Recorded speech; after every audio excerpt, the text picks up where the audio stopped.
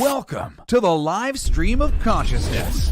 The live stream of consciousness is on a quest to unravel the mysteries of existence. Every episode, we ask the fundamental question, what is consciousness? Is consciousness merely a product of our brains, or does it connect us to something greater? Explore the very fabric of our thoughts. Don't miss a moment. Expand your awareness and tap into the boundless potential that resides within you. Welcome to the live stream of consciousness. Yes, welcome to the live stream of consciousness. If you are here, you are not missing a moment. Don't miss a moment. I love Jesse's voiceover, but it's October 17th. It's Thursday. This is the live stream of consciousness. My name is Michael Zinn. Welcome. You are here. I am here. We're in a moment together creating this live stream of consciousness. It's actually the end of the year is going pretty fast, right? We had a good beginning of the year where I intentionally was like, hey, let's slow it down. Let's take our time. And I felt like I was actually in control of time for a little bit. It was working. And then all of a sudden summer ends. It's the fall comes, and then like I feel like it's almost Christmas already, right? I hate to even say that, but everything speeds up, it seems to me, at the end of the year. Anyway, I just wanted to say a couple of things. First of all, I want to say hello to some new people I see out there. I see Connor out there. I see Melissa. I see Third Eye. What is up, folks? Welcome to the live stream of consciousness. I appreciate you guys being here. And then I see the regulars, Ninja Kitties out there, Hat Powsers out there. What's up, Hat? Always good to see you. And Lily saying hi to Hat. I love when everyone in the lounge talks to each other. If you're here for the first time, I like to tell people to comment hashtag live if you're seeing it live, or hashtag replay if you're seeing it in the replay. That kind of helps the algorithm when you comment in general, and it also helps me kind of see who's coming here live and who's coming in the replay. And I love that today's guest has brought a lot of friends. I see a lot of new names out there. Also, I haven't done this one in a while, but if you type in hashtag subscribed, if you subscribe, I will actually physically ring my bell for you. I won't ask you to ring the bell, but I have a bell here that I will ring for every new subscription I get. I don't know. You got to come up with a gimmick these days to get people to subscribe. So that's my gimmick. I'm super excited tonight. I have a guest on that I met at an event, and I don't really know much about. So you guys know that I love the episodes where I'm actually meeting somebody and getting to know them live with you, and sharing their experiences. And I love that this platform allows me to do that.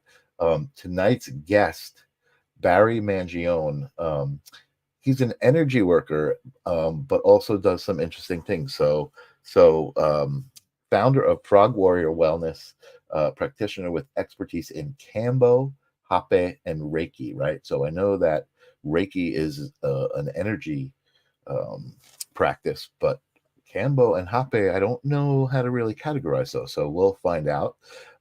And he's actually just back from a vision quest in Peru, works heavily with plant medicine as well, which I love to talk about, how people have different experiences with consciousness through that. This is the live stream of consciousness after all. So yeah, let's get it on. Welcome to the live stream of consciousness, Mr. Barry Mangione. Welcome. Thank you for having me on, man. Am I pronouncing that right? Mangione? Yeah, Mangione. Yep. Mangione. Excellent. Excellent. Well, welcome to the live stream of consciousness. Thank you, man. It was cool to meet you at that event. Yeah. And we talked about having you on the show, and that was months ago, and finally it's happened. So here we are. We are. Interesting how things fall into place. You know, it's like I had messaged you about that before I went on the vision quest, and then came back and was following up on that, and then I thought, okay, probably a few months out, and you're like, nope, I got a spot this Thursday. So I'm like, okay, all right, sure. I'm still kind of landing from the vision quest. So the universe works the way it's supposed to, right? Is that one of just the surrender to the flow of it? That we believe, right? I love that. I love that spirituality. My interest in spirituality has actually really kind of it's very philosophical. I feel like, just a ways to live life, and also I feel like it's very therapeutic, right? It has a lot to do with therapy, right? The shadow work and these kinds of things are also very related to therapy, so it's very cool. Yeah. But this is your first time here, so I've got to put you through some of the steps. Go for it. My favorite question in the world: what is consciousness? What are we talking about when we talk about consciousness? So I came prepared because I've been watching you. Do you follow the work of Donald Hoffman at all? Yes, I love Donald Hoffman. Yes. Okay, great. So I'm going to borrow from what he said about it. And he took it from, I believe it was the Bhagavad Gita. I could be wrong on that. But he relates consciousness to the nature of Brahman. And so he describes it as not that which the eye can see, but that whereby the eye can see. Not that which the ear can hear, but that whereby the ear can hear. Not that which speech can illuminate, but that by which speech can be illuminated. And not that which by the mind can think, but that whereby the mind can think. That kind of sums it up for me, Okay. It's in the shamanic world, with the shamans that I work with, they will refer to, you can call it consciousness or the divine as gran misterio, great mystery. So it's this thing that's hard to define. We know it's there. We tap into it. It's inside of us. It's outside of us. It's everywhere.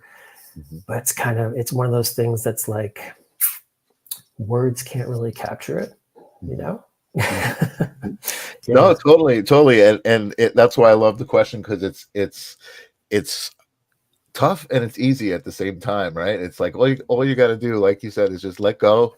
Whatever comes out, you came prepared, and I like that. I don't think anyone's actually ever come with like something that they read in a statement of somebody else, but I think you did that.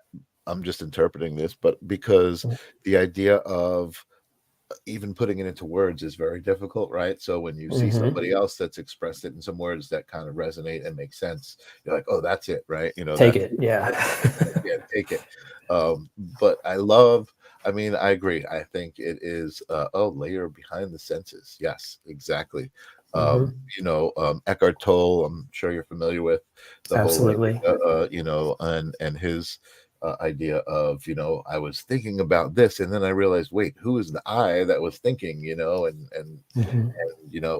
no, it was, he said, I can't take it anymore. And then I was like, wait, who can't take it anymore? Right. And he was kind of talking to himself and figuring out there's something behind it all. So I love that. Yeah, that's great. And again, there's no wrong answer for that question. It comes from everybody's perception. It's like Donald Hoffman in his research talks about, as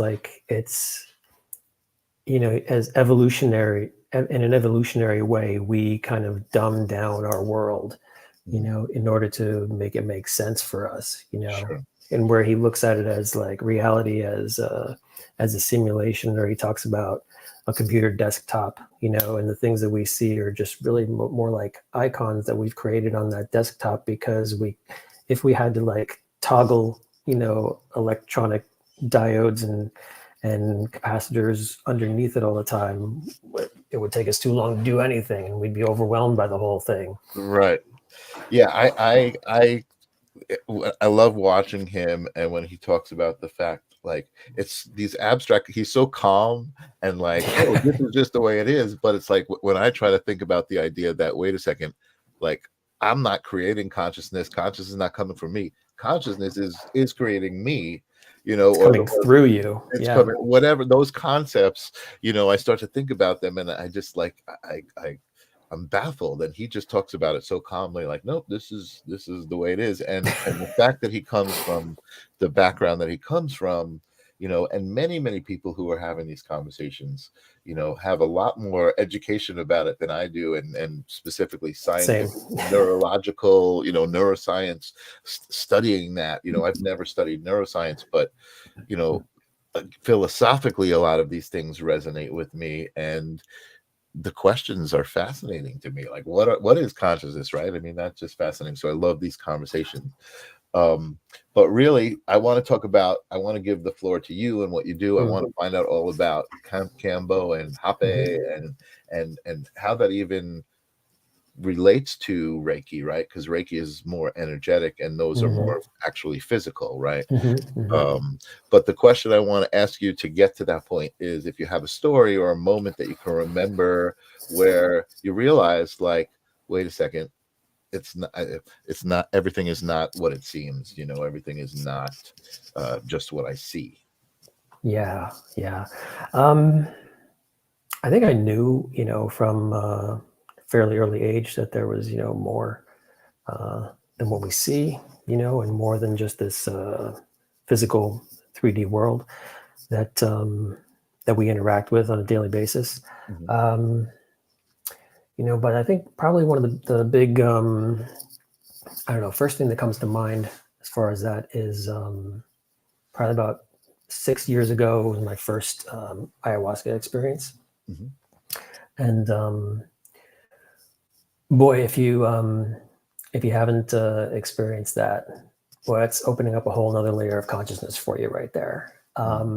When your mind gets expanded, it opens up a doorway of perception where time gets kind of stretchy and malleable there. And it was just a confirmation for me that there is more to this world than meets the two eyes that we have, biologically. I was taken on a journey through some of my darkest moments in my life, and then brought to an absolute awareness of the interconnectedness of everything, and a force of love that just permeates the entire universe, from the stars and galaxies, however many light years away from us, to the very cells in our body. It's all connected, man. It's interesting. So listening to you describe that, and I've listened to a lot of people describing kind of these things through plant medicine, through near-death experiences, right? There's a similarity to all of these experiences, and I just realized as you were saying it what it might feel like, right? Because I haven't experienced near-death experience. I haven't experienced ayahuasca. I'm super intrigued by ayahuasca experiences and DMT experiences, but what I'm thinking is it's the ultimate, the idea of what we just talked about, right? The idea of not being physical. It's like it puts you in that state, and that's, and I guess we can't describe that, right, as being physical. Right. I can't even wrap my mind around it. But when you are having one of those experiences, you have wrapped your mind around it, right? And you're at peace with it, and you understand it somehow. You understand it. Yeah. Yeah. I saw a thing recently. I think it was last year, actually. Something about how there was a fact about the mantis shrimp, with its eyes can perceive a ridiculous, I don't know, hundreds more colors than the human eye can perceive. And it was a meme, and it was like, and the joke of the meme was like, what if the grays that we see are actually many different colors that just aren't on our visual spectrum? And to me, that's kind of what, say, ayahuasca or plant medicines or yogic techniques or breathing and meditation just kind of open up for us, and they give us those extra set of eyes to be able to perceive the different levels of reality / consciousness around us. Wow, I like that. I like that idea. Um, yeah, because again, I think for me, I love having these conversations, but then I say things that I'm like, oh yeah, it's, there is no such thing as physical reality, and I'm like, yeah, I believe that, but then I'm like, wait a second, how do I understand that? And again, I feel like, you're almost like temporarily in a state where you do understand it, and you're even one with it, right? Yeah. I guess you would say. Yes. Yeah. Yeah. That feeling of oneness is incredible when you're able to feel it. Yeah, it really is. Yeah. It really is. And I think, for me, I try to go through the day like that, right? And I've been having a lot of conversations with people about different metaphors to try to explain that, right? So that you are an individual, you are a unique individual, but you are part of this one thing, right? And I talk about it as a painting, right? So like a stroke in a painting is just one little part of that painting, but it's an integral part of the whole thing, which is just one thing, right? And I think that for me, I think that if everybody would just realize that we would treat each other a lot better, right? It's like, you know what I mean? Yeah, whole other That was if I can, I'll relate a story from another ayahuasca ceremony I was in that kind of illustrates that. There was it was a large group of people, and if you're familiar with the ayahuasca at all, oftentimes there's a purge involved with the medicine. There was one fellow who was sitting in a chair, and he was starting to purge, and he was tilting his head back, and he was starting to choke on that. And so the shaman and the helpers quickly got him in and rushed him out. And you're sitting there, and there's an intelligence to these plants. And when you bring them into your body, you're also bringing that intelligence into your body, and you're communicating with that, and you're having a conversation with that spirit and the consciousness itself. And so started like worrying, is that guy okay? He's not, his mind starts spiraling sometimes, you get a little off your groundedness. And I started thinking, oh my God, is that guy dead? What if he's dead? What if he's dead? And then I started wondering, like, what if I'm dead? What if I'm dead right now? And I started like talking back and forth with this consciousness that was coming through. And I was like, no, I can't be dead. This is not, I'm just being here in this ceremony with people. That's not what the afterlife is like. And the voice answered back very clearly, how do you know? You ever been dead before? And I was like, oh crap. And the lesson that I came away from that with was I looked around at everybody in the group, and I realized the one thing that we all have in common is we're all going to die. We're all here for a limited time, And when you, like you were just talking about, when you have that awareness that we're all here living life and we're all going to be gone from this earth someday, why would you be anything but kind to anyone you meet? I ask myself the same question all the time. I don't ask it of myself because I'm pretty kind to everybody I meet. But right. I see people like, why would you behave that way? Why, what's the purpose of that, right? But I mean, and honestly, this is another topic of debate that some people say it, but I believe in my world is balance. I believe that there is that kind of good and evil that needs to exist. For me, I don't believe that there's a battle of good and evil that ever ends, right? I think it's it's just, you have to have a positive and a negative to make electricity, right? Law of polarity, if you follow the Hermetic right, at least again, in my understanding of the physical world, right? Maybe different in other realms that I don't really know the rules of. Yeah. And And Melissa out there, welcome. Melissa says, I think that's where moral codes must come from. Awe and reverence lead naturally to respect and kindness. Yeah, I agree with She's that. pretty smart. Yeah. I think that makes sense to me.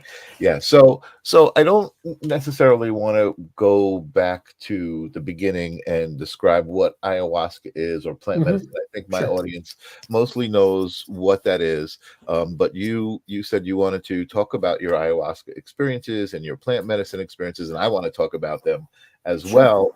And I also want to get to the Kambo and to the Hape, which I believe is related to that, right? I mean, Yeah. a I think plant. that's new for your show here. Yeah, it is. Yeah. And I mean, a plant medicine experience is a physical experience, but it's also like a spiritual experience. Like you said, it kind of opens up your mind. You communicate with the chemicals, I guess, or whatever. I don't really know. Again, I'm not scientifically trained, but from all of the stories and things that I hear about it, it is a way to open up yourself. So tell us about your experience. I mean, have you experienced ayahuasca before this vision quest, or? Yes. Yeah. So I've been on this plant medicine journey for several years now. And so up until a few years ago, simply as a participant in ceremonies. And then towards the end of 2020, I started having this inclination that I wanted to learn more about how it's done, and conducting a ceremony. I started, going down to Peru, helping out with helping to just being a helper within the ceremonies and learning the different roles of what's involved there. And so I've been on that journey for a few years, and that took me to the Vision Quest, which for the group that I belong to, which is based in Peru, part of their initiation / training is the Vision Quest. So the group that I belong to combines native Peruvian traditions with native North American traditions, particularly the Lakota people. Which have this this tradition of the Vision Quest that usually happens. It can be done several times throughout your life, but it's often done within around the mid-teens to start with. Okay. And yeah, so since I just came back from it, I'll just go there. Or actually, let me backtrack a little bit. So. We'll go to the Kambo thing, because that's kind of I am trained to serve that. That was also part of something that I wanted to do, because that's actually something that's legal here in the U.S. as opposed to. Oh, it is. I was wondering about that. Yeah. Yeah, it's unregulated, but it is legal here in the U.S. as well as the Hape, which is also legal here. Oh wow. So I had been involved with the plant medicine community for a few years, and then in 2020, it was April 1st, I became sick with COVID. Back when that was OC, original COVID, the hardcore stuff that was landing people in hospitals at that time. Oh, wow. And so I got it pretty bad. I was really sick, the whole wet cough thing, shortness of breath, pounding headaches for about 2.5 weeks. Oh, wow. And then after that, as I started to recover, I was dealing with debilitating fatigue, brain fog.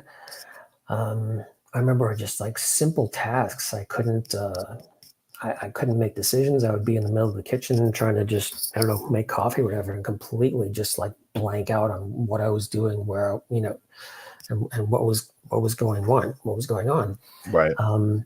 And started to realize, after talking with some people online, that what I was experiencing was long COVID before we even knew what long COVID was. Wow. And so having talked to other people in my plant medicine community, I'd known about Kambo from them, but I hadn't done it before. And I know that I'd known that it was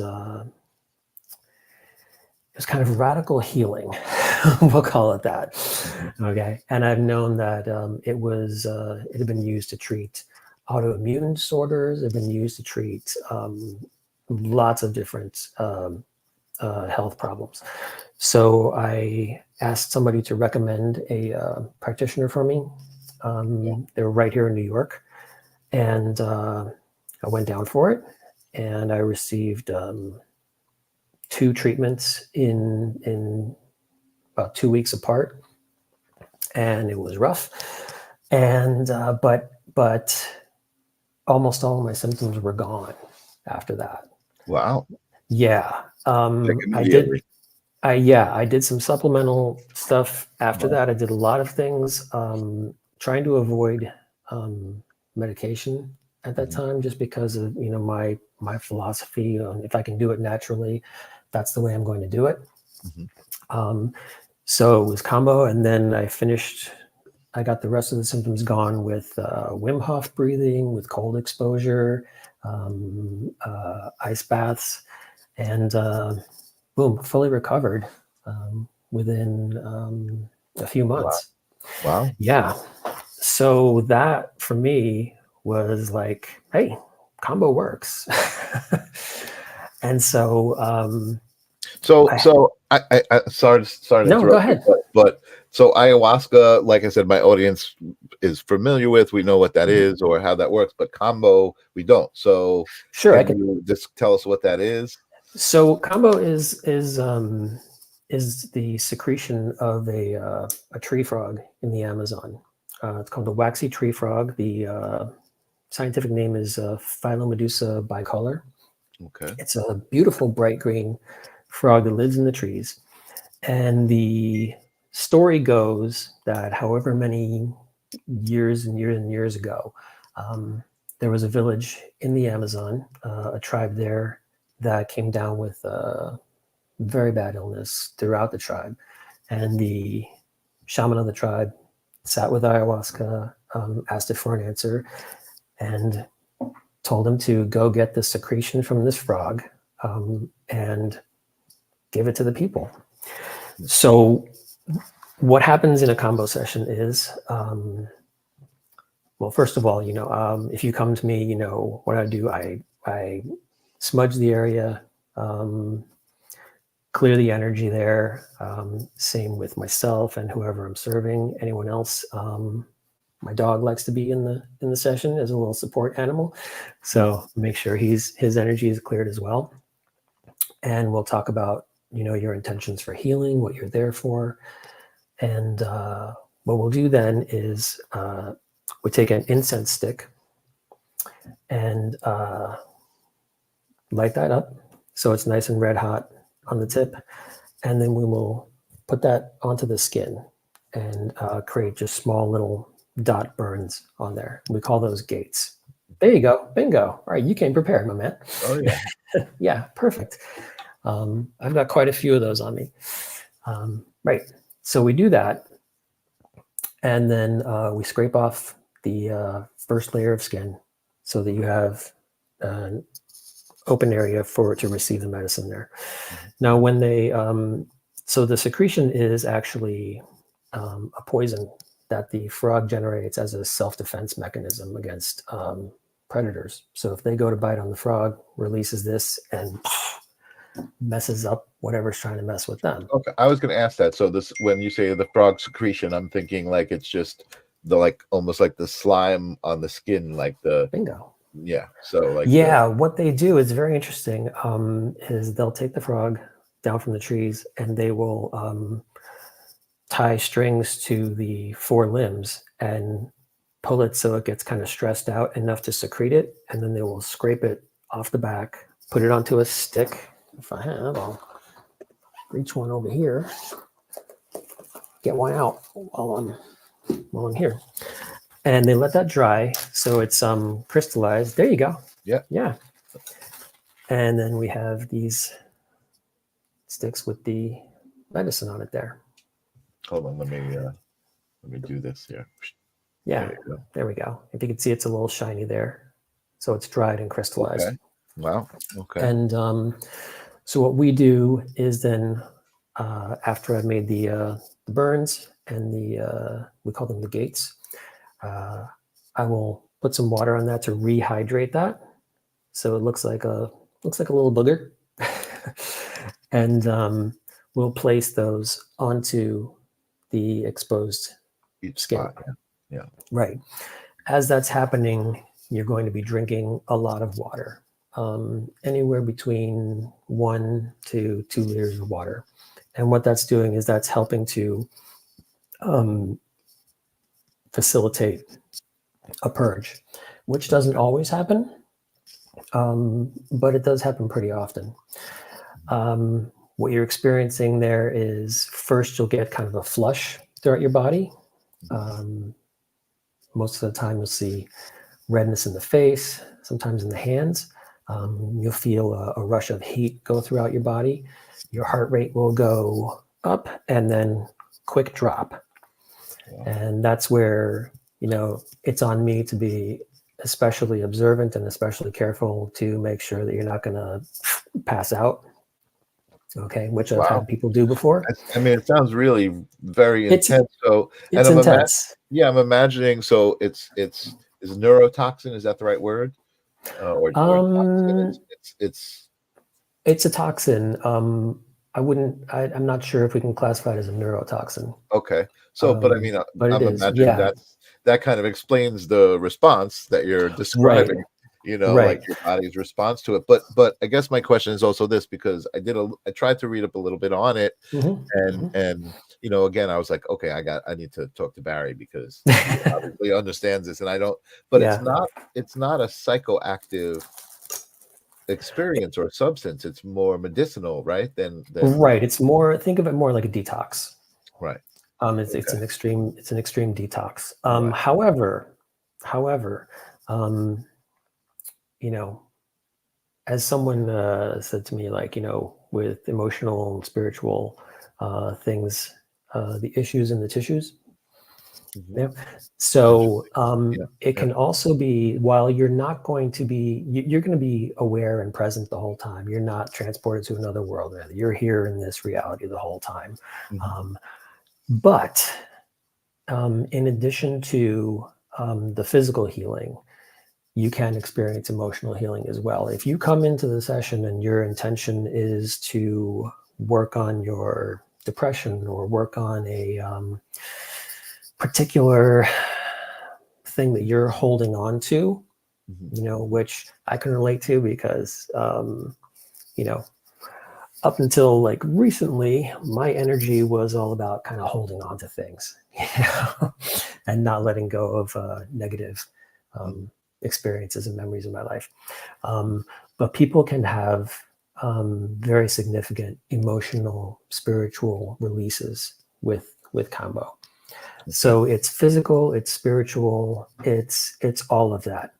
Part of the idea of the toxin aspect of it is you're giving your body a manageable amount of stress, so that your autonomic nervous system, you can start to have some control over it. And that's part of what was going on with me with the long COVID, was it's a dysregulation of your autonomic nervous system. And so the way that worked for me, and the way that works for a lot of people, is to, whether it's Kambo, whether it's ice baths, whether it's breath hold techniques, it's putting your body into this state of stress willingly, so that when your body freaks out and your autonomic nervous system starts to go haywire, you're the one, you start to gain some control and say, no, hey, we're not going to die. We're going to be fine. And the more you do that, the more you start to gain control over that system, and the more you can start to get that regulated. Right. And so once the heart rate goes up and then goes down, you start to normalize once again, and then you start to feel real uncomfortable. It's like the worst flu you've ever had in your life. Mm. And then the stomach starts to churn, and Mm. you start to feel some tightness and some discomfort in there. And that's most often where a purge occurs. And we talk about it in terms of there can be a north purge or south purge. Okay. It can go either way. I think we understand what you're saying. Yeah. Right. Sometimes God help you. Sometimes it's both. But Right. but what you're doing is you're releasing all that stuff physically, energetically.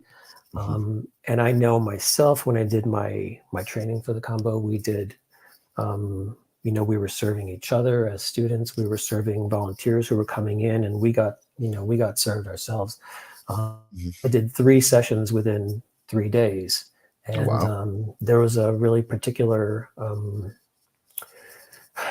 thing that I was there to kind of let go of, emotionally, related to a relationship in my life. And I got some incredible freedom from that.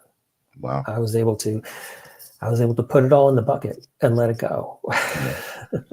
Interesting. Yeah. I mean, then, so I'm kind of curious because I can understand, like, to me, again, ayahuasca experiences and DMT experiences, even though they're kind of a little fantastical, are intriguing because they don't seem kind of as uncomfortable, even though I know that there is a purge with ayahuasca, or there can be, but this doesn't sound like anything really desirable, other than obviously healing, right? Healing is Right. is a desirable output of anything. Right. And when I first was, okay, how am I going to talk to Barry? What am I going to talk to Barry about? And so you did Reiki. Again, I'm very familiar with a lot of the energetic practices and a lot of the philosophies behind spirituality and the power of intention, right? Intention is a very big part of a lot of the philosophies and practices. And you mentioned even in the ceremony that there were these energetic aspects of it, the singing and the even specifically like creating that intention, right? Naming that intention, focusing on that intention, giving that intention energy by making it the center of the ceremony. Right. But I'm just, again, like, what drew you to this? Was it like, okay, ayahuasca didn't do it, you still needed more, or like, again, because it does just sound so uncomfortable. It really does. Like, and then why you would do it 3 times in 3 days? That's what I'm asking. Well, what drew me to it was I was desperate at that time. Okay. Prior to COVID, I was a very healthy individual. I maintain a strict paleo diet, no gluten, no sugar, no dairy. I was exercising regularly, and I wanted my life back. And at that time, there was nothing else that. And you had tried ayahuasca and stuff before that, or was this like the first step? Well, I had done the ayahuasca, but I knew that Kambo was, let's see, how can I phrase it? I knew that Kambo was more specifically designed for physical healing and for something like this. And here I was, a healthy individual who was getting like extreme fatigue just doing work on my computer, like just sitting looking at a screen, and then I'd have to go lie down and take a nap. And so, I was like, okay, I know this is going to be unpleasant. I know I'm going to get burned, and I know I'm going to throw up, but I'm willing to go through this if it means getting my life back. And that's the thing about it, is like, that's one of the aspects that I love about the different plant medicines, especially ayahuasca, Kambo, is that, like we talked about before with the balance in the world and this law of polarity, there's a healing and there's an element of sacrifice as well. and they kind of balance each other out, and so I like that, just because it seems to me like there's balance to it. It's like, yeah, you get this healing. In order to go through it, you have to suffer a little bit, and the suffering makes the healing that you feel at the end all that more glorious.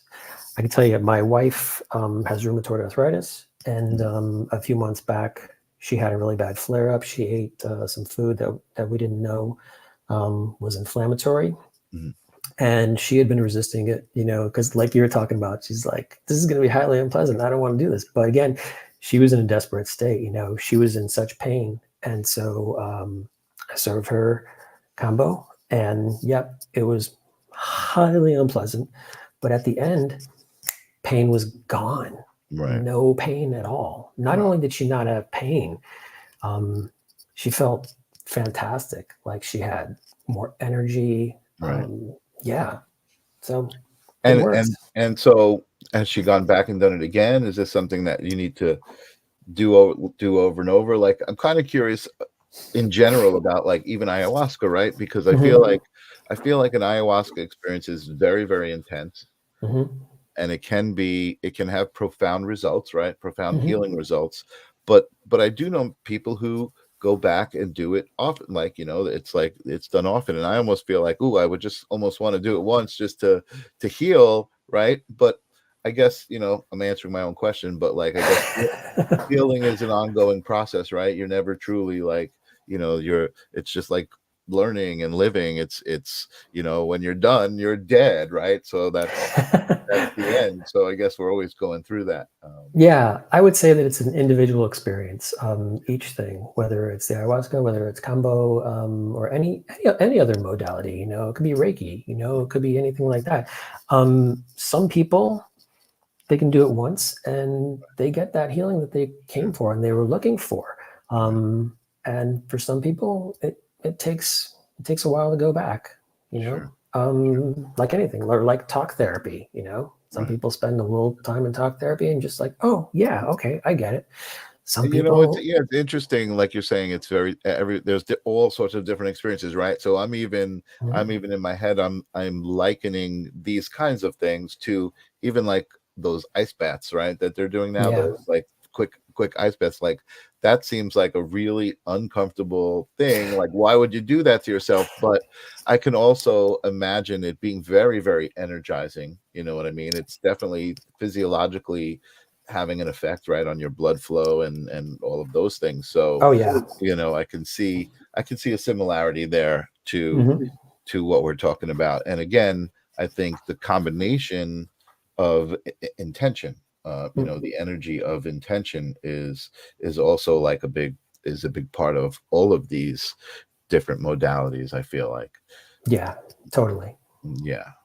Interesting. It's really great how plant medicine is becoming more widely accepted and actually used, and different like ketamine therapies and all of these things. I'm really kind of excited that these things are crossing over into the mainstream. So I have a viewer who loves watching the show and asking lots of questions, but I didn't want to interrupt the flow. And we hadn't even talked about ayahuasca and all of this stuff yet.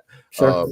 But I mean, so we didn't really go deep into like any of those specific experiences, like your ayahuasca experiences. But and I do want to talk about Vision Quest at some point. So maybe we can talk about that, and then these questions will be relevant to that. But Angelo is asking, do you get any lingering dreams? So oh, interesting. After these experiences, like, do you still experience this to this day? Is it still like recurring in your dreams? Recurring dreams? Occasionally. And I know that because I've kept a dream journal for, I think it's going on 4 years now. If I've still got it in my head when I wake up, grab my phone, open up my notes app, and I've got about 4 years worth of dreams in there. So yeah, I do occasionally find myself in a ceremony within a dream. Wow. Yeah. Awesome.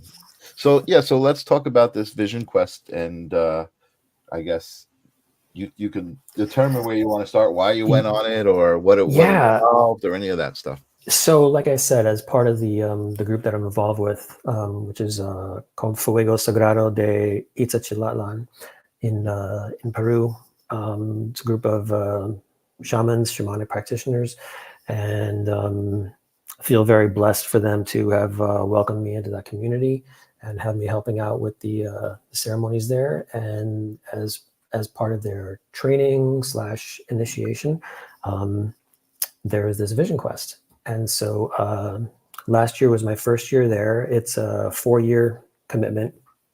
So what you do is, first things first, we have an ayahuasca ceremony, which runs, and there are different types of ceremonies, by the way. There are some where you just drink the medicine and you sit in darkness for hours. And there's chanting or singing that goes along with that. In this one, drink the medicine and there's singing and there's a fire there. So the 4 elements are incorporated into the whole thing. So there's fire, there's part of the ceremony involves water. And it runs all the way from, say, 9, 10 o'clock at night, all the way until daybreak in the morning. Oh, wow. Yeah. And we finish with a breakfast in the space. And then from there, we go straight into a sweat lodge. And the idea being your purification, you're sweating everything out in there. And then from the sweat lodge, you go up to a mountain. And the space we have in Peru, if you've seen pictures of like Machu Picchu with the terraced kind of landscape, it looks like giant steps. That's similar to where we go. So I'm on one of those. So you climb up to the mountain and you prepare 365 prayer bundles with tobacco. And then because tobacco is sacred to Native peoples, South and North America. And those are together with string. Yeah, there we go. Kind of like those steps there. And you are put on the spot on the mountain. And you were with staffs put into the ground all around you, and all those prayers that you made are circled around you, attached to those staffs. And you stay in that spot. It was roughly about 16 feet by 8 feet. And you stay in that spot for 4 days with no food, no water. Wow. Just you and a very thin mat to lie on, and an alpaca blanket, and whatever clothes you brought up. And that's it. And you're there to sit, to pray, to meditate, and to just kind of become one with nature and the universe there. And just you? I mean, or are there other people like out of sight of you? Sorry. Or that's okay. Excuse me. There are Bless you. So my first year there, I was one of 4 people doing it. I was doing 4 days, and then the following years, the length increases. So it's 4 days, then 7, then 9, then 13. Oh, wow. And no food and no water?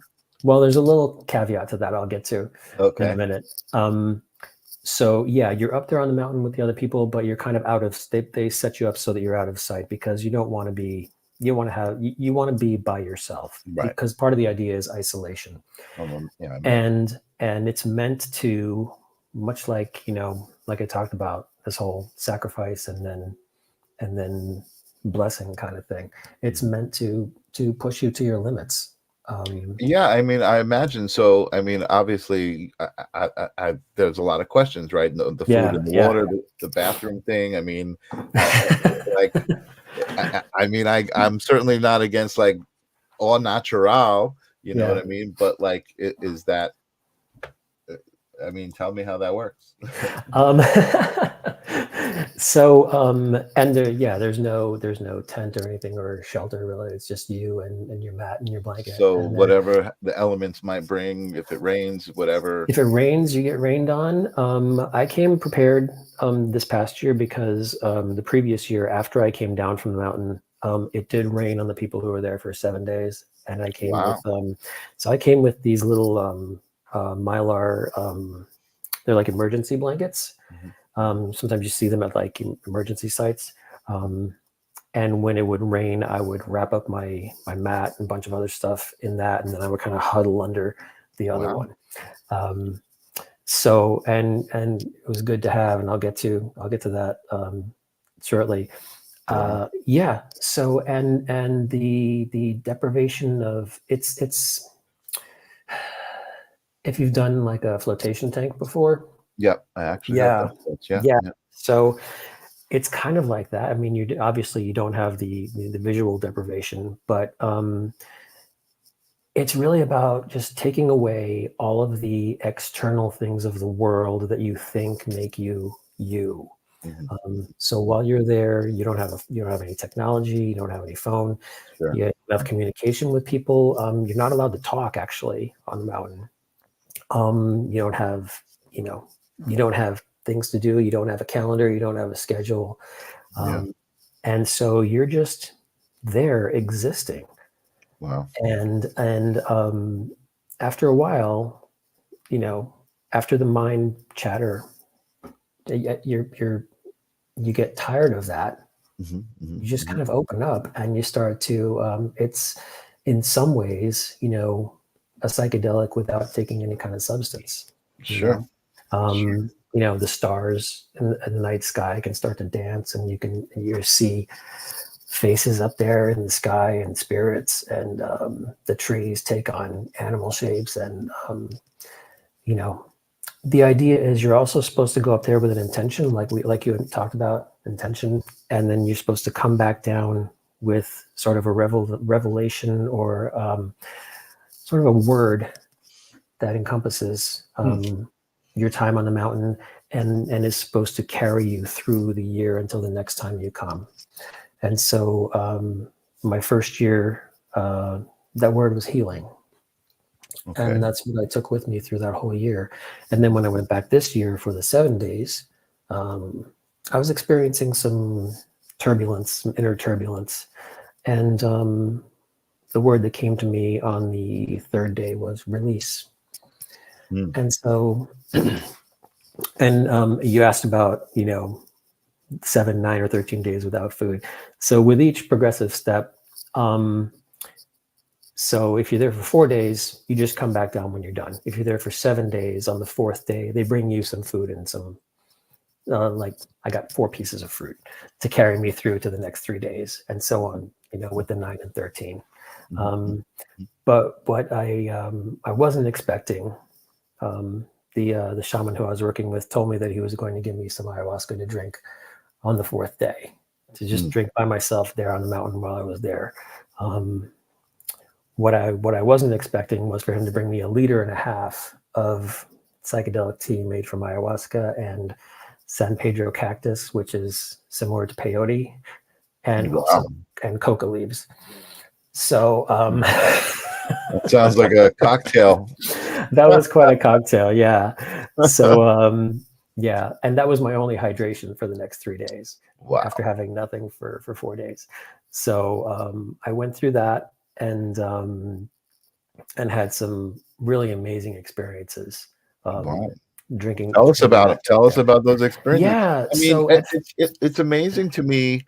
I feel like there's a big part of me that's like, is this safe, right? And obviously, I mean, I feel like, obviously I've heard stories about yogis who can exist on just sunlight, right? And air and so I mean, I guess it's possible, and all of the things that we know, we kind of, like you said, we have to release and forget all of these things that we've been taught.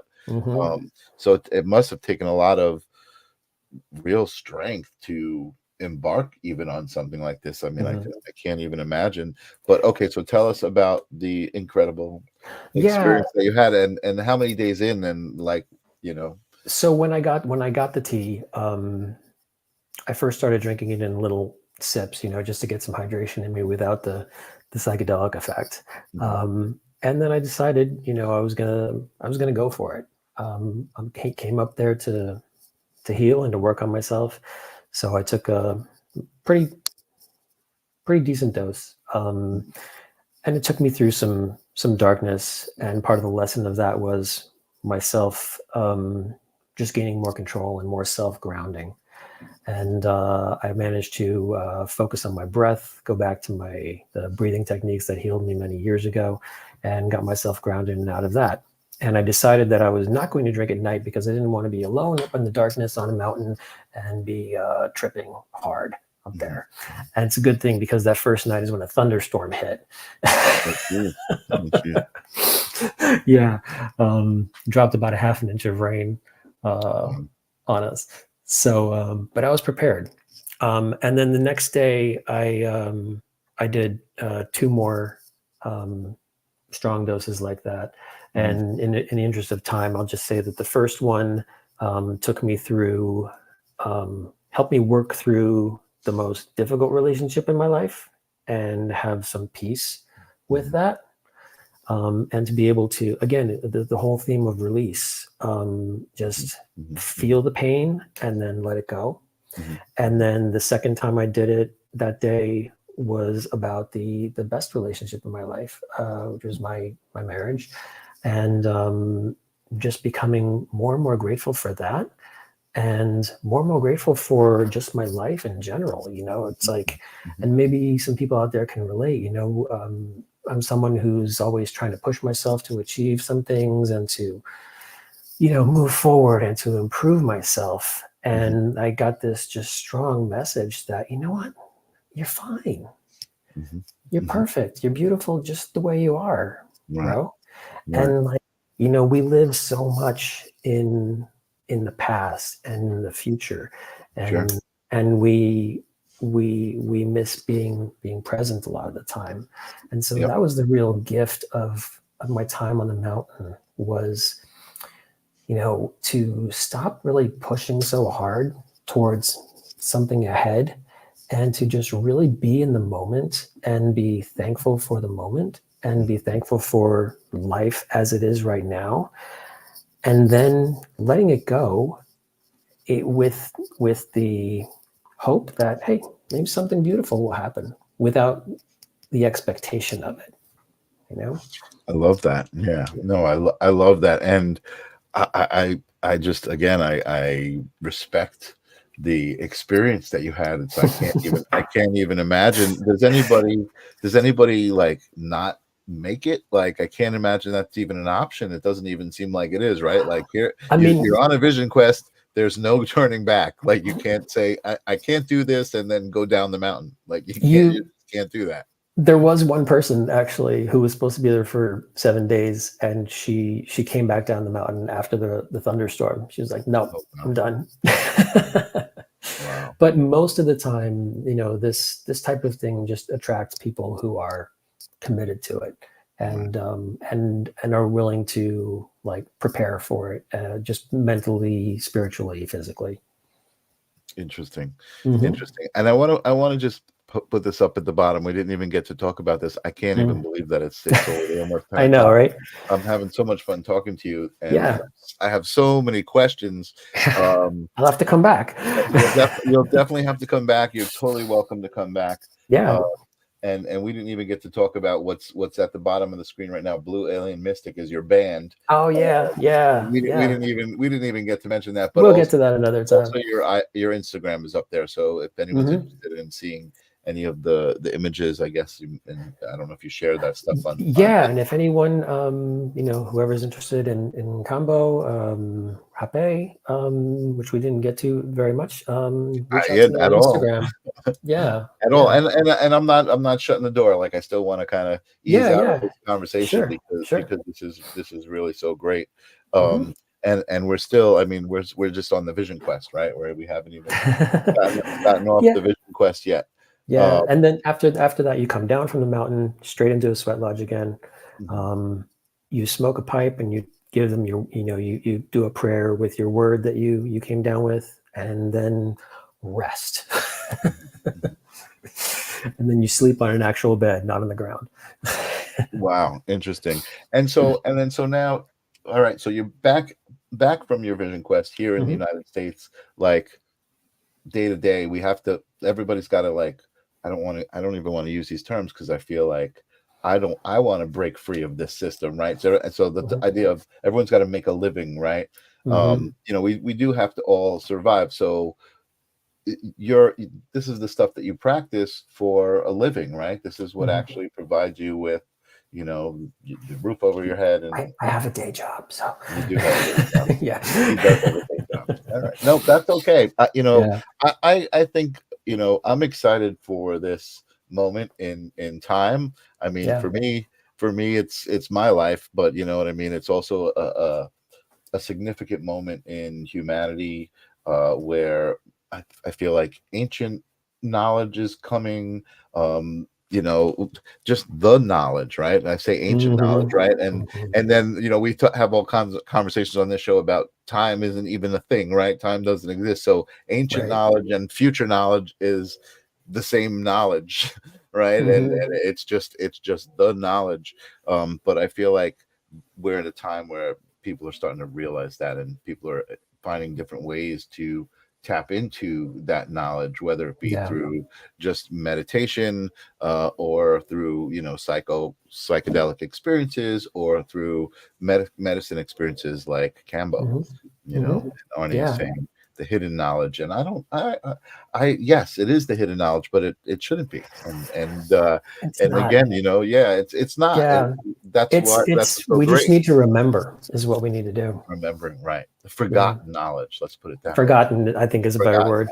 Yeah. There you go, Arnie. Good. You just inspired a new little tagline. Forgotten knowledge. Yeah. Awesome, Barry. You're really awesome to talk to. I'm glad that we Thanks, man. did this, Yeah, and I definitely great would love to have you back. For anybody who's seeing that stuff go down there on the bottom, I did take a listen to Blue Alien Mystic, and I really did enjoy it. I'm a musician myself, and there was a lot of different influences I felt in there. So thank you. I definitely recommend checking it out. Yeah. And again, Barry, we'll just have to have you back. I'm just gonna have to continue this conversation. Sounds good to me, man.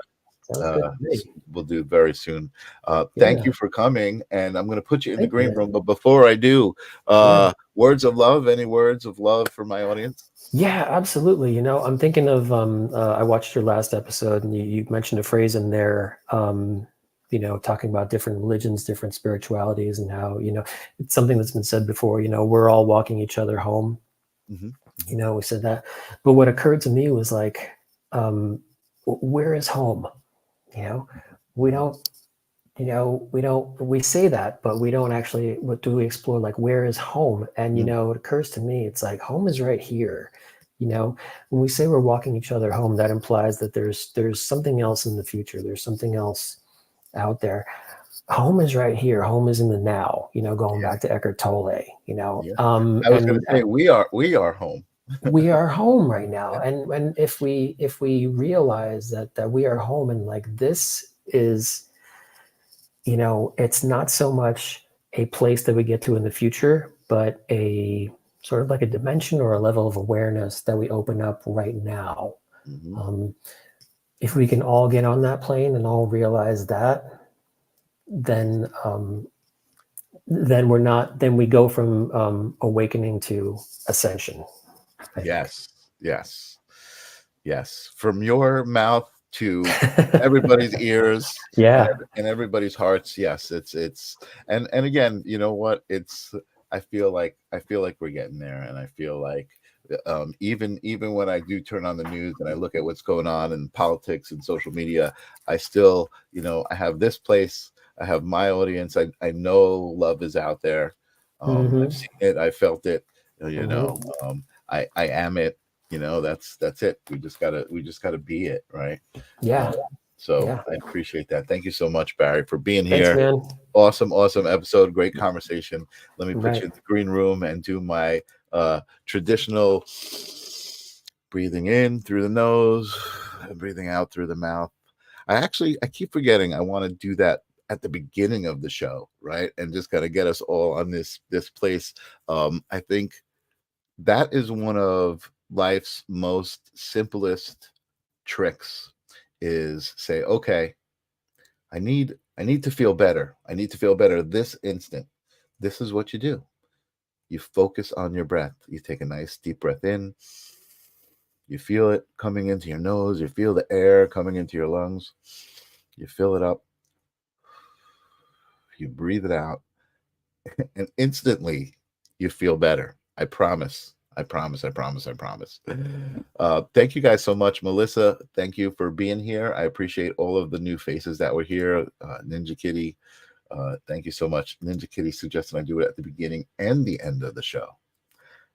It's awesome. That's what's so cool about it. Not only is it quick and easy, it's free, and you can do it as much as you want. I mean, come on, guys. There can't be anything better than that.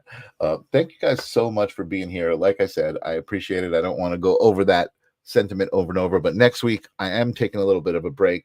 I do that very rarely. I take a Thursday off. Once again, I worked very hard this year on the Long Island Elite Gala. It's a big charity gala that happens at Ohika Castle, which is, for anyone who's not on Long Island, it's a castle that is just a great place to be and have a night. So I'm going to be doing that on Thursday, but I will return the following Thursday. Let me open up my calendar here.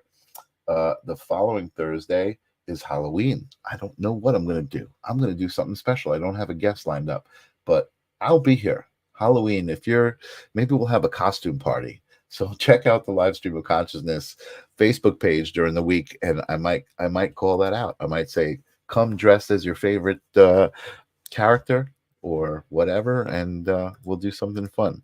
So Ninja Kitty says yes. Take it easy, everybody. Much love.